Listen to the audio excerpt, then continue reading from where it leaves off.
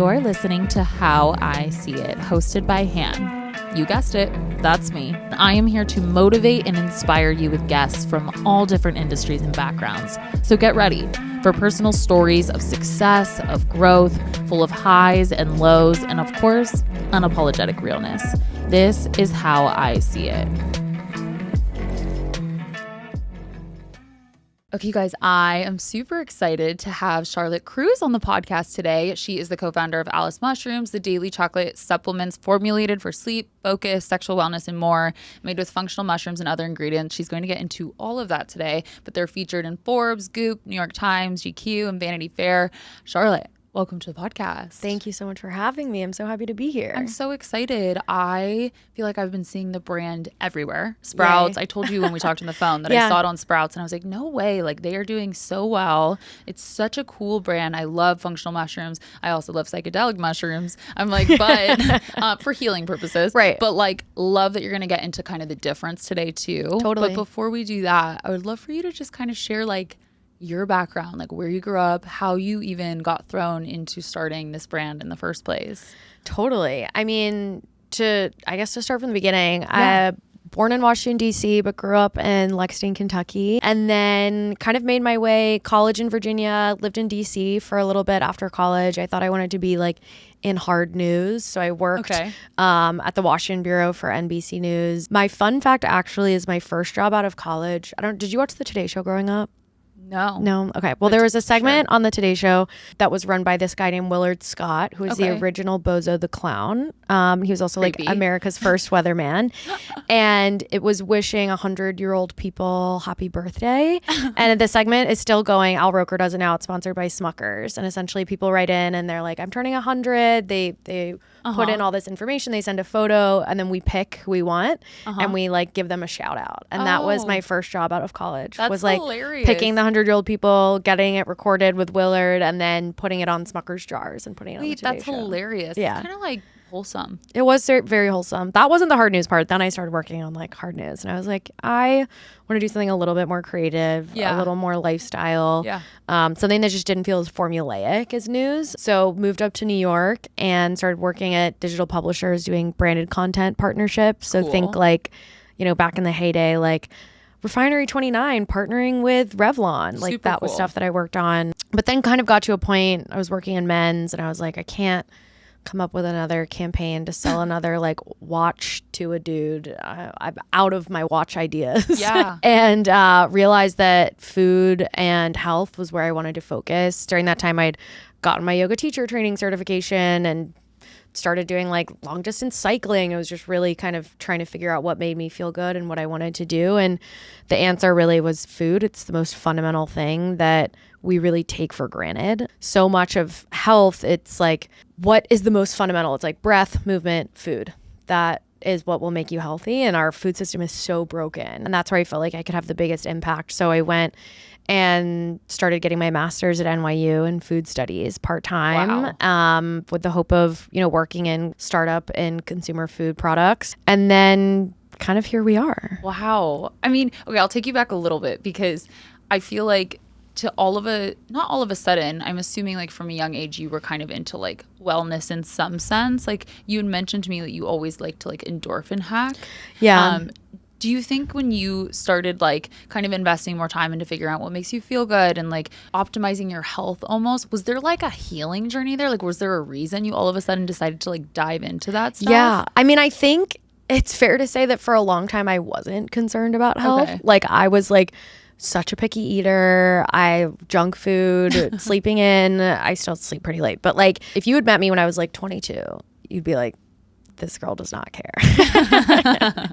And I like really lived in excess for a while. And I think that's why I have come to this in such a way that I've made it my whole life, because I really was just like not feeling good for a long time. Like physically, mentally, yeah, all of it. Okay. And I think that's when I started, getting super into yoga and figuring out things that kind of alleviated those parts of myself that didn't feel good, right? And so that's why I'm very much like obsessed with endorphins, because for a long time I didn't feel good and now I feel really good. Kind of just as I grew up, I really made that U-turn. Do you feel like you had to almost find a balance to like healthy endorphin hacking versus over optimizing and like being so focused on like growing and healing? Because even in this space, like I find myself sometimes like reading so many personal growth books. Totally. I'm interviewing so many people, going to therapy. I'm like too self-aware. Totally. Like, I think so, but I think I always kind of kept it, I'd like to say kept it in moderation because it was a slower burn for me. yeah. Like it took me years to kind of get where I am. Totally. I microdosed health. I didn't macrodose it. I love it. Very on right? brand. Right. So it's like, it took me a long time to get to where I am. But I think during COVID, I just got so bored that it was like, all I was doing was like going on long walks and listening to self-help podcasts. Yeah. Yeah. and then like starting therapy and doing that. And then I think it all kind of snowballs. But yeah. And you had mentioned to me, you started therapy when you started the company, right? a little bit before, but yeah, I would say like similar timing. Again, kind of this like slow burn into this momentum of kind of self-actualizing. I love. Where I got to a point where I was like, okay, I was finally confident enough to do something on my own, right? And start a business and break out of the mold. And it was like, that made me come to terms, I think, with a lot of other things. So I don't think consciously I was like, I'm doing this for work, I need to start therapy. It was just like all of these things kind of converged. I always say like entrepreneurship is like a mental health journey. Like it will show Totally. you everything like you haven't worked through or addressed and Yeah. like, make you face it head on. Like what was one of the things, if you're willing to share, that like came up that you felt like, okay, yeah. You mentioned that you were confident enough to start. Were you not before? I'm the kid of people who had pensions. My mom was a career journalist. My stepdad's an attorney. Like, those are very defined careers. Totally. And my parents are always like, I think sometimes they're still like, what exactly do you do? Right. And so I think I was stuck in this box a lot of like, work at a certain type of company. Like my brother has a pension. Who has a pension? Right. Like, you know, get an MBA, do this type of thing. And so I think I struggled a lot with wanting to do something a little bit unconventional. Yeah, it took me a while to build that confidence to kind of break out and take a risk on yourself. Because I think too, like when you start a business, there's the ever looming specter, even when you've capitalized and you're doing well, of like, oh, I could be out of a salary in a month. Totally. I could be out of a salary tomorrow. Like things can change so quickly. And so I think that was something I needed to get comfortable with too, of like a steady paycheck and that kind of steady eddiness of a larger job. I just had to ultimately get fed up with how bored I was to be like, okay, I actually don't care. Like I'll figure it out. So funny you say that to me. So one of my best friends she's actually my photographer and she's super successful now at her photography, literally flies all around the world. Yeah. But she was also raised in a family very similarly. For me, like I always was like confident about starting my own thing. Like, I didn't have self-doubt, at least there. Yeah. But for her, it was gradual. Like she started Totally. in a family that was like kind of similar and she had to like build confidence to do that. Right. And her exact response was like, I had to hate my job enough to like take the chance. Totally. So is that what kind of happened with like working for these like different companies? And then you found obviously functional mushrooms. Yeah. Yeah. I mean, honestly, the business that I worked on, the first kind of leap that I took into small businesses was working with someone who I'd worked with actually at Refinery 29, and she was starting a business and I went in and helped her.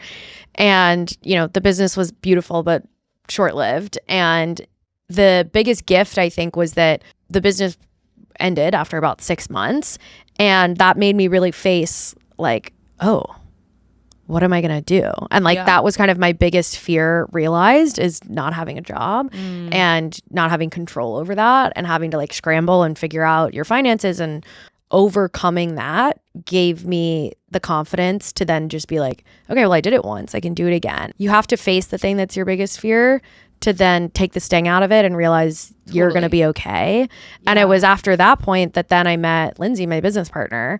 And, you know, she had the concept and was like, I'm looking for a partner. And I felt like way more on 2 feet about taking that leap because I'd already figured it out once. I could do it again. Yeah, you like built the resilience totally, or the proof of concept. Yeah, and it's like these things we build up to be so scary, and like they are scary, right? Like if you're worried you can't make rent, that's really real and scary. But 9 times out of 10, you're going to figure it out. Yeah. Yeah. And I mean, I think to me, it was like proving to myself that I figured it out and like I can do it again. Yeah, I think that a lot of people want to know, especially with like people like us who are like entrepreneurs and like we're going, and you're taking a lot of risks a lot of times. Like I take a lot of risks, but I think I don't view it that way anymore because it becomes so natural to just execute on ideas that like feel aligned. And then when something goes wrong, you don't really view it as a failure. You're just like, okay, pivot. And so to your point, I think like removing the charge away from like what can happen and believing in yourself enough to know that like, I'm not going to let myself get on the street. So like, I'm going to do what I have to do. I'll figure it out. Yeah. Yeah. That is like the entrepreneur's best friend is just the phrase, just I'll figure it out. I'll figure it out. Well, and it's like, or I'll like know someone that can help me figure it out or something. I think people like do, to your point, get really stuck in like the, what am I going to do if that happens? And I don't think there's very many situations in real time where something bad happens and you actually have time to think like, what am I going to do? You just take action. It's like a muscle. And so I think if you can do that with your mind, which I know takes practice and it's hard, but you do it once or you experience one really hard thing in like a business way or something that puts you at risk career-wise, you're like, okay, I can keep going. Well, I also think too, and this was something that was so apparent to me when I went through this, was I had this feeling like, oh, everyone else is going to think I'm a failure and that I shouldn't be ever employed again, right? And it's so the opposite. And I think people just come out of the woodworks to help you. And like, you really can't underestimate like the power of other people's willingness to connect you, be kind to you, put you in touch with XYZ person. Your networks really show up. And I think the fear of that failure too is a lot of like, I'm alone and like people are going to judge me or whatever that is. And it really is so the opposite. Yeah. Well, and I kind of think that like people stay in their little like silo because it's almost like a form of procrastination too, to like stay a little bit stuck and not have to execute. If you actually like are going to execute something, you want to start a business or you want to do anything, like you can kind of like find a way to do it even if you don't know, especially now we have like ChatGPT, we have like we have so many different things. And I think I see a lot of people where they don't think about the fact that like they don't have to have it all figured out all the time. I think there's this like weird expectation sometimes that like we're supposed to know how to do things, and if we don't know how to do it, then we shouldn't do it. And I think that's kind of unrealistic considering we don't know anything at the very beginning of our lives. I don't know most things.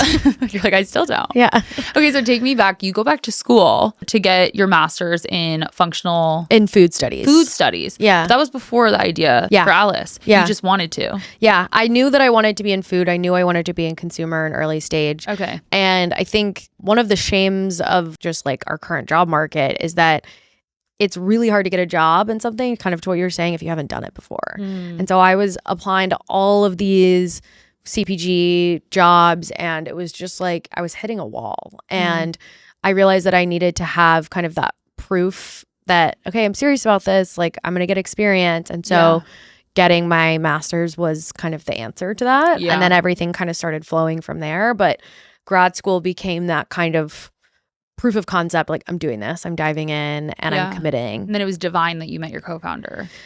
So actually the gal who I had worked on that prior company with through a friend of hers is how I met my business partner. And she already had the idea. She had the idea, and she'd been kind of playing around in her kitchen for a few months. Her background's in pharmaceuticals. So it's kind of this perfect marriage, the two of us, where it's kind of like food and pharma. And taking this food as medicine approach. But she, had been in pharmaceutical sales forever and had just seen how much of the modern pharmaceutical industry is a Band-Aid approach and not addressing root causes. And it's very much like whatever pharmaceutical company has the most money wins, not the best product. And she kind of, after almost a decade of doing that, just took a turn in the opposite direction and wanted to look at natural alternatives, got super into functional mushrooms, and realized and had the entrepreneurial spirit to act on that functional mushroom products, for the most part in the market at that time, were powders, pills, tinctures, which all taste pretty bad and are not something that are very easy to integrate into your daily routine. And the other thing about them is that they don't work right away. Functional mushrooms are so amazing for your health, but you have to take a medicinal dose daily for about 3 weeks to allow the nutrients time to compound and start working. And really the problem with that is that if something tastes really bad, is not easy to slot into my routine, and I don't feel it for 3 weeks, like That's a commitment. I'm out. Like that takes a certain type of person to stick with. And so the idea was really like, how do we make this easy and how do we make this joyful? And it shouldn't be something we have to hold our noses for. So the answer really was chocolate. And she had started playing around with a homeopathic doctor in her kitchen, trying to put some formulas together. And, around then we met and you're like, I got you. Yeah, took it from there. Did you know anything about functional mushrooms at the time? I had started to get like very functional mushroom curious. At that point, I was honestly just very into culinary mushrooms.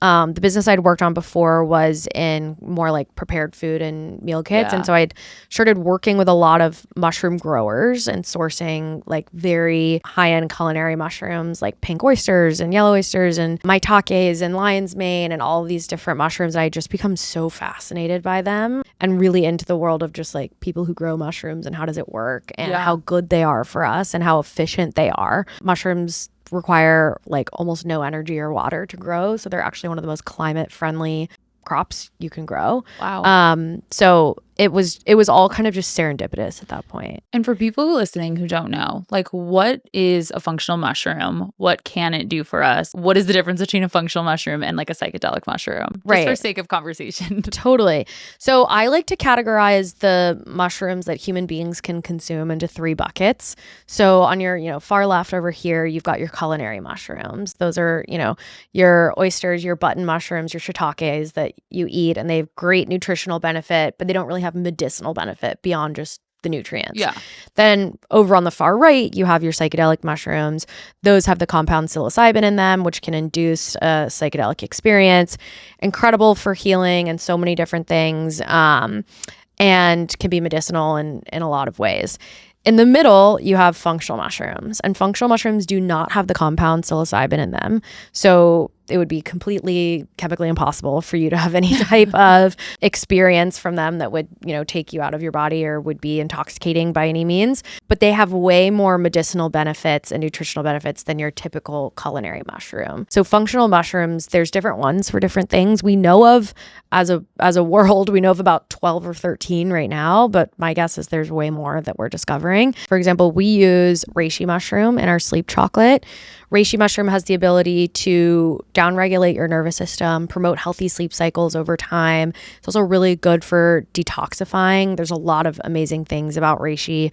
Wow. Lion's mane mushroom is one of my favorites. We use that in our focus and energy chocolate. It is actually able to cross the blood-brain barrier, which most supplements cannot do, and directly nourish your brain cells to promote neuron growth, brain regrowth, memory, cognition. There's a lot of studies as it relates to Alzheimer's right now and preventing neurodegeneration. So we're kind of at the beginning, at least in Western medicine, of understanding it, but it's incredibly promising and exciting. And, there's cordyceps that helps with energy levels, boost vitality, stamina by increasing blood oxygen levels. We use that in our energy chocolate, but also our sexual wellness chocolate and our socializing party chocolate. I mean, there's so many kind of benefits you can use to all of them, but it's not, like, oh, let me take one functional mushrooms and it'll do everything. Like there's different functional mushrooms for different things. Totally. And you said with the other ones that you had seen on the market that they had like, you had to do them for days and days and weeks and weeks. Like what is it with Alice that sets you guys apart in that way? Great question.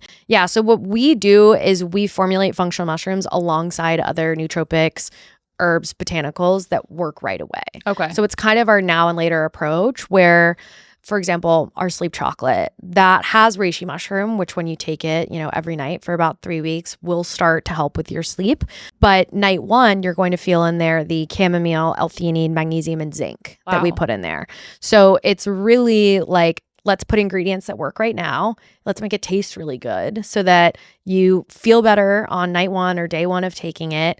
It tastes really good and you're motivated to come back and get the long-term benefits. It's kind of like our way of hacking your long-term health. Yeah, it's like, I love that. Let's make this easy for you to commit to. It supports your guys' whole mission about like not being like a Band-Aid effect because you're not giving people just a supplement for that night that has the magnesium and all the other things, but there's actually something in it that's going to support like long-term growth. Right. And we're all about instant gratification, right? Like us as people and the society we live in, there's nothing without instant gratification, right? Like we're all impatient. We all need something to keep us coming back. So like, why fight that, right? Like why don't we put stuff in there that works right away so that we can all get to this place of long-term health with the functional mushrooms? When you're kind of hacking people's psyches too, because you're like, oh, this is working already. Exactly. Give us a little like timeline. So this was in 2022, correct? We started working together in 2020, 2021 timing, Lindsay and I did.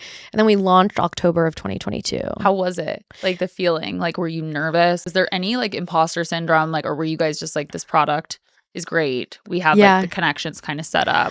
I think those early days, like honestly, my imposter syndrome has gotten worse the more the company has grown, because please talk about that. It's more like, oh, now it's something. Yeah. Right. But when we were first starting, I think we were just so bright-eyed, excited, you know, had so much conviction around the product. And at that stage too, like it's still an idea.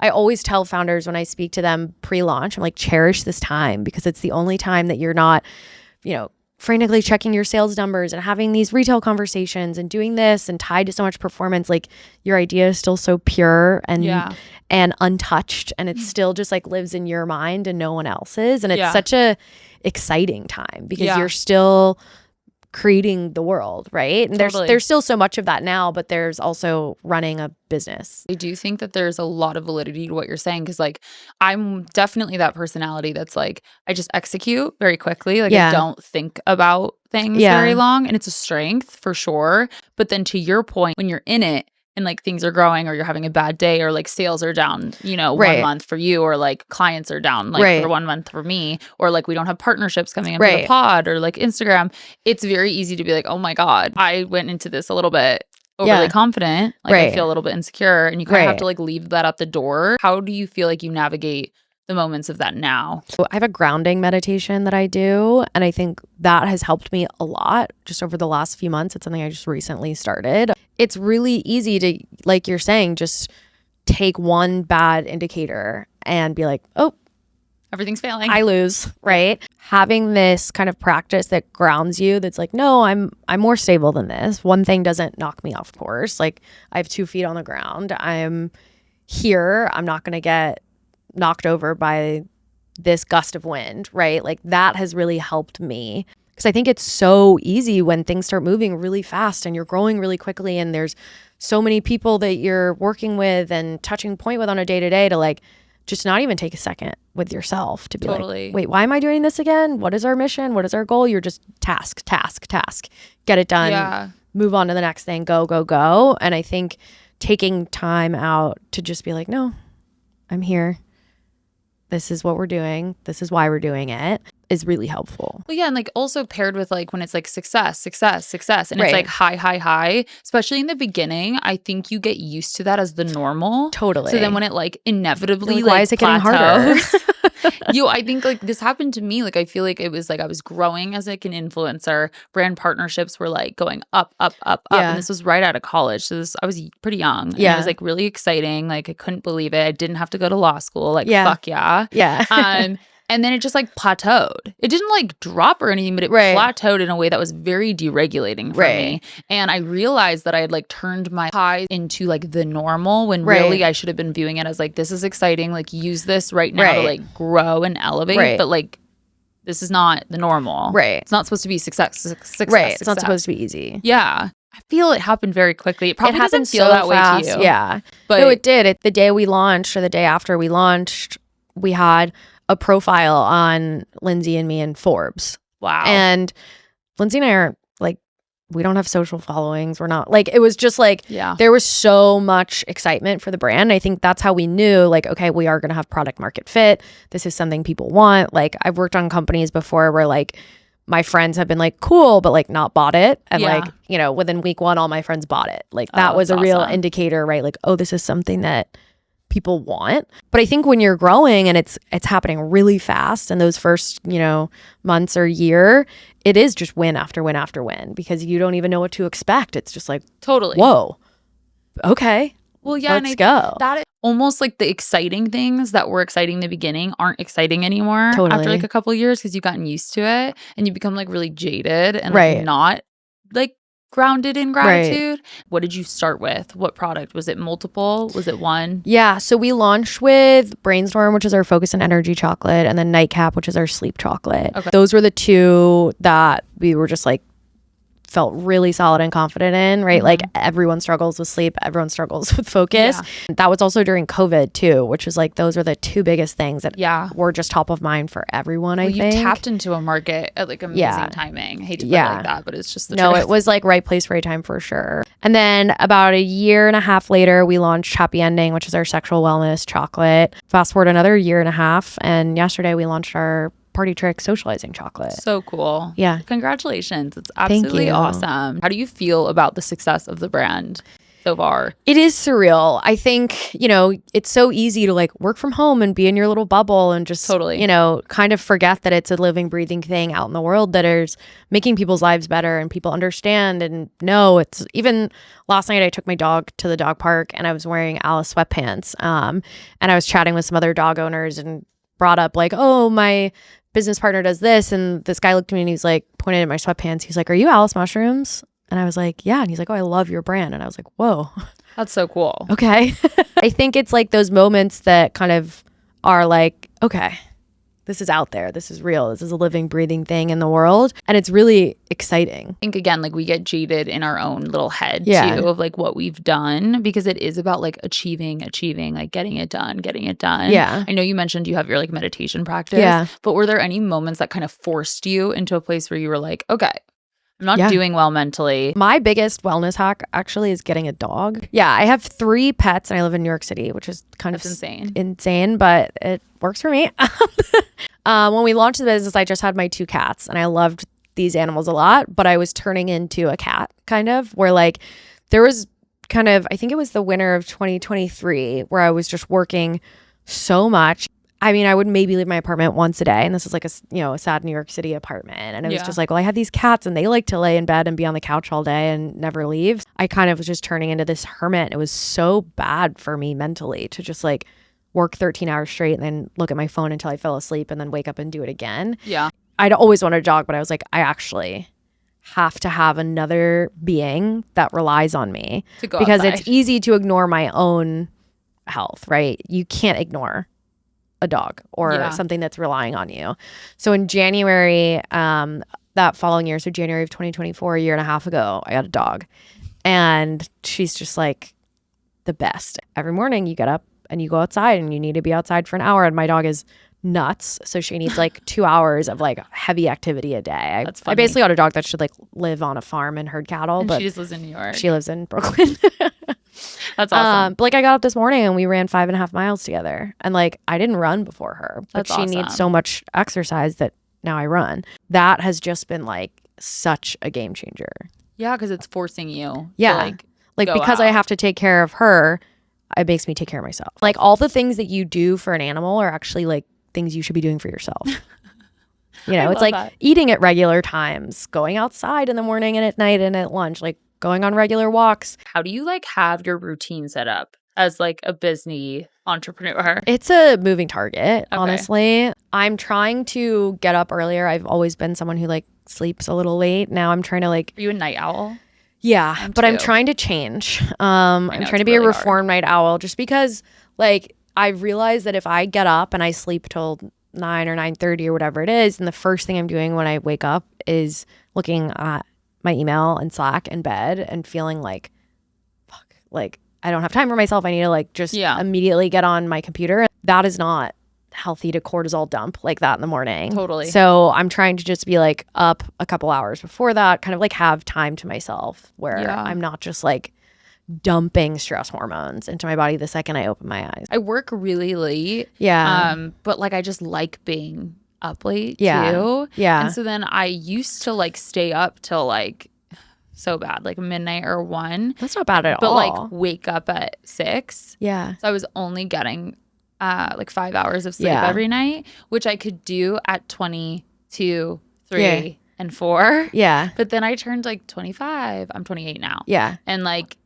I can't do that. Like it's not possible. So I've been like staying up late, and then I like don't get up as early as I want, and then I feel so behind. And you get it, like when you're elevating and building and like for you guys launching a new product, you have to be doing like 15 more things than normal people do in a 9 to 5 schedule. And you can't do that if you don't wake up early. Right. Yeah, you really can't. I used to work really late till like 1 or 2 and I'd be like, this is fine. But then you don't go to sleep till 3-ish because your brain is still so turned on. When you want like that hour to yourself. Right. And then it's like, you're revenge scrolling because you're like trying to get your time back. And then you're just like on TikTok till 3 in the morning. Totally. It's like so bad. And then, you like sleep till 11 because you're just exhausted and I need 8 hours. Yeah. So it's like I've been working really hard on just moving my schedule. Like I still probably go to bed around like 11:30, 12, but like I can be up at 7 after that, and that's great. Yeah. No, for sure. I don't think I'll ever be the person that goes to bed early. No. I like being up late. Same. Yeah. A lot happens at night. Yeah. Well, yeah. What else do you do like to keep yourself kind of balanced in your schedule? What's become very apparent to me is I need to have goals outside of work, and I need to have things that are for me that aren't just work based, because What made it obvious? Like because my identity was my job, and it still is. Like it's impossible for it to not be. Totally. But if you get to a point where your entire sense of self-worth is wrapped up in your work, that's like really unhealthy. Well, yeah, especially with like the highs and lows of it's the like business. You have like one bad day and it just spirals you. Yeah. And so I've been working really hard to pull myself out of that space. And so I think like setting external goals and doing things for myself outside of work has made me better at my job because I'm less like frantic about it, right? Totally. And that's really hard when you like your mission is so into your career. Right. I mean, for me, like it's like a self brand. Right. So it's really fucking hard to do. Totally. Everything that I've loved and felt passionate about, I've turned into a job. Right. So like I had to try to like find things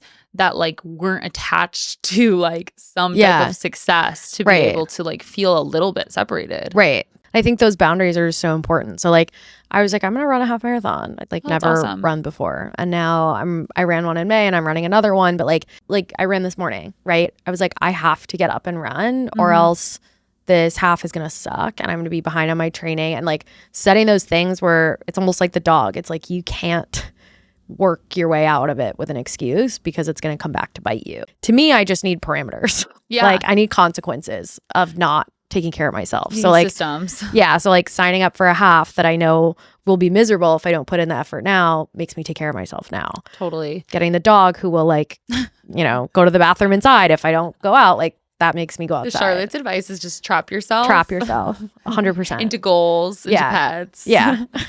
Just like awesome. Make it impossible to not take care of yourself. Yeah, no, I kind of love it though because it forces you to be disciplined. Totally. And like I am really good at getting out of things that don't have direct consequences. Okay, back to Alice. We just unpacked the sleep one, but you have the focus one too. And you have the sexual wellness one. Yeah. I'm very curious about the sexual wellness one. Is this like you pop this before you have sex? Like what is the vibe of this chocolate? Like what is the intention behind it? Yeah. So our happy ending chocolate, it has 9 aphrodisiacs in it. It's formulated for all genders. So the thing about that one that is particularly unique is all of our other chocolates have this like very immediate, I'm going to notice it within 30 minutes effect. Happy ending is a little bit different because we didn't want people to be like scared to take it on a daily basis and be like, oh, I'm taking this before work and now I'm going to be like inappropriate at my office, right? So 1 square is your daily dose for sexual wellness. That is going to help with stamina, general arousal, lubrication, satisfaction, kind of just helps optimize general hormones too. Yeah. Again, across all genders. And then it's spicy. It has cayenne and cinnamon in it, which work as vasodilators. So not only is it spicy and fun, but that's actually helps the ingredients get into your blood system faster. Wow. But kind of the secret menu on Happy Ending is take like 2 or 3 or even 4, like 30 minutes to an hour before sexual experience.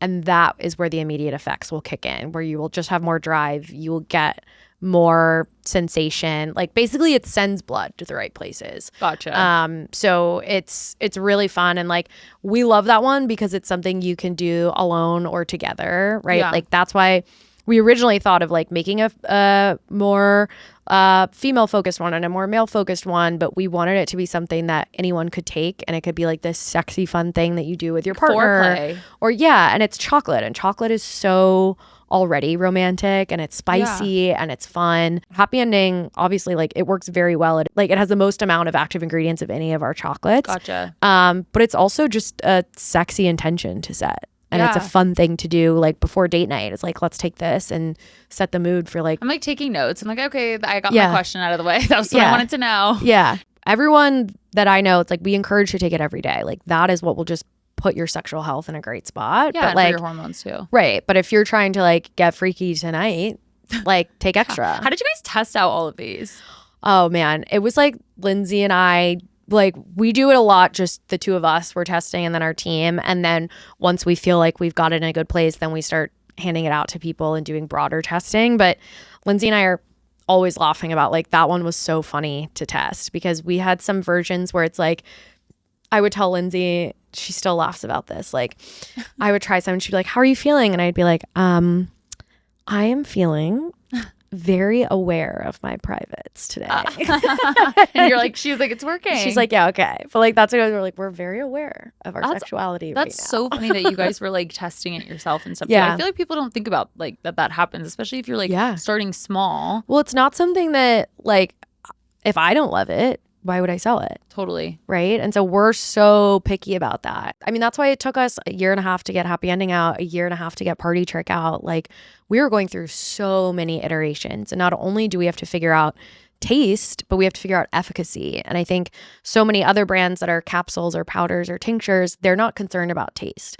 So they can make their, in a capsule, you can put whatever you want in there, whatever dose, and it doesn't matter how it tastes. But for us, it really does. So it's this Goldilocks approach of like, okay, this ingredient might work, but it tastes really bad. So we need to find something that has that exact, that will achieve that same thing, but that might taste a little better. Or we need to play around with the dosage, or we need to play around with this level of coconut oil or cocoa butter as it relates to the chocolate. And it's really this like multifaceted, kind of very complex formulation. And tell me about your new product, Party Trick, because that's also like has to be an more instant one. Yeah, Party Trick is so fun. So Party Trick is a sober friendly product that you can take when you're going out. It's really designed to be something that people who are drinking and are not drinking can share together. Lindsay has like played around a lot with being sober curious and not drinking for periods or drinking less. I have always been like, I like my wine and my martinis. Like I'm gonna keep them around. But we wanted something we were like that we could share together. And what we found kind of just through the whole NA movement is it's so amazing what's happening with the way people are drinking less. And like, I'm drinking less too, for sure. But it is kind of isolating, right? Like if you show up to the party and you're the one drinking the NA beverage, you're not sharing that same experience with the people who are not having the NA beverage. And you have to kind of bring your own thing. And the thing with functional ingredients too is most of them taste pretty bad. So a lot of these beverages, either you're having like a delicious non-alcoholic cocktail, but more likely than not, it's packed with a lot of sugar and it's not going to give you any type of feeling. It's just something to drink and hold in your hand. Or if you're wanting something with a little bit of the function, you can't really do that in beverage because it tastes so bad. So a lot of these NA beverages that are function forward, you'd have to have like 4 or 5 of them to get kind of the actual dose. And it's not worth it. Like you're going to feel bloated. It's going to be so much sugar. It's just like, right? And so we wanted something that people could, across the spectrum of whatever you're doing when you're going out, enjoy together. So Party Trick has amazing ingredients in it that are designed to kind of mimic the effects of alcohol, where it's mood boosting, relaxing in the way of like social ease. So you just feel a little bit more comfortable in your own skin, a little bit more confident. I get this kind of just like giddy feeling that's like, ooh, like anything could happen tonight, like it's that like first 2 glasses of wine feeling that you just want to hold on to. And it's instant. It's about like 30 minutes on set. And there's pretty much no caffeine in it. So you can take as many as you want throughout the night. We say take up to 4, but I've taken 5 or 6 in a night. The effects last probably for like 45 minutes to an hour. So you can kind of keep re-upping or double dose and go to sleep at night and like sleep really well. I know you guys don't have like psilocybin in your mushrooms. Yeah. But like, usually like when me and my friends don't want to drink, right, I'll take like a mushroom chocolate. And that keeps you up. But it keeps you up all night. So this is a great alternative to that it's as like, well. Why can't we like go out and have a lot of fun and be on the dance floor and feel good and not get a good night's sleep? Yes. Like you can do both. No, I'm really excited about it because that's what deters me from doing it, honestly. Because I do love the feeling of like having that like little bit of mushrooms, like it's fun. I don't have to overdrink so that I'm not hungover. But like the staying up all night is like Right. disastrous Right. as you get older. Totally. And the fun thing about this too is it has Pop Rocks in it. Oh, that's fun. So it creates this really fun experience. Like you can hear people eating it because the Pop that's Rocks are like cool. popping. You guys appeal to like all the senses. Right. And that actually helps with the bioavailability, right? Because the Pop Rocks activate your salivation and that helps start absorption faster. Wow. Because that breakdown, it always starts in the mouth, but when your salivary glands are hyperactivated by the Pop Rocks, it's a whole like quicker absorption process. Well, I'm very excited to try it. Congratulations to Thank you. I know your co-founder's not here, but to you both Thank for you. everything you guys have done. It's a really cool brand. It's been really cool to see it grow. And like when I told you when I saw it at Sprouts, I was like, oh my God. Yeah. It's like, I don't know, like it legitimizes it in a different way. Totally. It's like at the grocery store. Totally. And you're like, oh, this isn't just like an online social media thing. Yeah. It is now at a grocery store that I go to all the time. Yeah. If you were to leave the audience with like any advice maybe for anyone listening that's stuck, whether it's like launching a business or they came maybe from the same background you did where it's not like entrepreneurs everywhere, what would you tell them? Just do it, not to sound like Nike. If now isn't the right time, then like maybe you need a little bit more time, but don't let yourself keep making that excuse. You know, push yourself to where you're uncomfortable, but like I think there's so much of that narrative that's like, if you're not uncomfortable, you're not growing. Like make yourself do all these like, it's like, don't go crazy, but like challenge yourself. Know what's right for you, but like don't let little things scare you because you can figure anything out. Yeah, I love that you said that because I do think it's about evaluating like what uncomfortable are you feeling right now? Is it uncomfortable? Like genuinely you need time to like prepare, get your finances in order, get things together so that you can take like don't a be leap. stupid. Yeah, like is it legit uncomfortability or is it limiting beliefs or is it like procrastination or is it like you know this is what you need to do and you're not taking the leap? Because I feel like I don't wait very long to do things. Yeah. But the times that I have make it way more scary Totally. to do. Like the longer you wait, the harder it gets to execute. Yeah. I mean, I think too, the other thing is like just start. Some people are very like, quit your job and do this the whole time. So you know, you don't have another choice. You just have to get it done. And like, that was not me. Like I started grad school part-time while I was still working full-time. I started consulting, you know, while we were building Alice, I was also consulting on the side for another consumer brand because like I needed that level of financial security. And so I think that there's ways to like make it work for you. You can keep your full-time job and start your business and then you should be doing that. I think there's this weird like false narrative that like all these entrepreneurs are just like quitting everything and running into the wind and starting. It's like the thing that makes it hard to start is that you're kind of balancing a ton at one time. Which is like something you have to like build up and be okay with. And that's the sacrifice you make like at the beginning of starting a business. Social media kind of like paints this picture of like a glamorization or maybe that like people did quit their job. And a lot of people like have to work full time at the same time. Yeah. And that's normal and it's fine. It's hard. Yeah. That's your security. Right.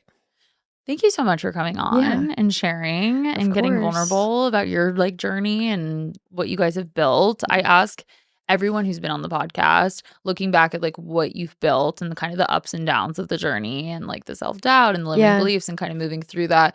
There's also so much to go, of course. But looking back, how do you see it? In some ways, it all just feels like a dream. And you know what I mean? It's like, I don't look back that much, frankly. I'm so focused on looking forward. And I think I probably should look back a little bit more. Honestly, you've kind of stumped me. Like, I don't really look back. No, it's good. I think I like asking it at the end, obviously, because the podcast is called How I See It. But I just think like everyone has a different perspective on like the things they've been through and like, how it's kind of like worked. And like everyone answers the question differently. Yeah. That's why I love asking it. I saw this meme from the Reductorist this week that I sent around to my friends, but I actually think it perfectly encapsulates my feeling now that I've had time to think about it. There was like, studies show nothing actually that big of a deal. And I was like, it's so true because everything is like, it's a big deal at the time and you're so stressed and you're so whatever. And then you get through it. Yeah. Everything that seemed scary, you made it through. One of my best friends, they have a about to be 2-year-old. And it's kind of a joke. Like every time he's like falls or like something happens, I'll be like, oh, building resilience. Yeah. And I view that as like a metaphor for this too. It's like anytime something goes wrong, I try to like reframe it as like building resilience. Yeah. But I think it really does impact like the way you view hardship. Yeah. Because if you can view it that way, then you can kind of get through it easier. Totally. You're like, okay, I'm getting smarter as I'm doing this. 100%. Thank you so much for coming on. Please share where people can follow you and then follow Alice and then also buy it. Yeah. So we're at alice.mushrooms on Instagram. You can buy us on alicemushrooms.com. We're also on TikTok Shop. We are nationwide in Sprouts. We're on Amazon.